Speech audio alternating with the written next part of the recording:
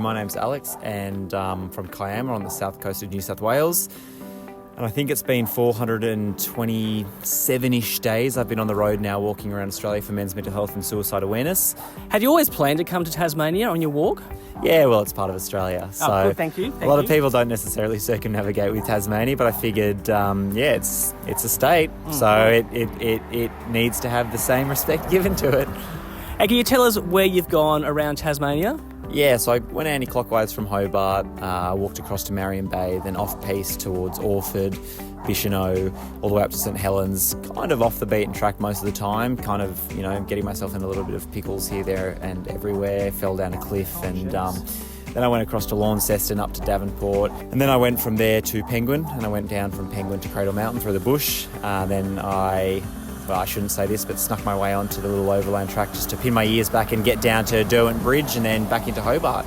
Because the fires were affecting the west coast, so I needed to find an alternative route down and found an amazing route, which unfortunately meant the injury of the foot, but that's okay, you get there. Yeah, so what's happened with the foot? Oh, in the alpine area on Black Bluff, it was snowy, windy, rainy, and I fell down a lot of holes and just kept kind of rolling the foot over and over and over and over again. And it made it kind of get to the point where I think I've torn a few ligaments. So I've got about, a week rest here before I continue my walk back from Melbourne to Kiama via Canberra.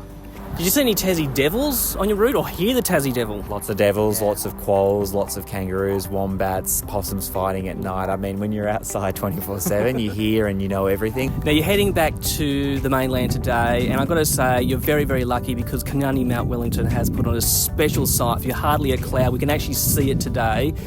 When are you hoping to get back to Kiama? Look, one of the biggest things I try to encourage people is to have no expectations.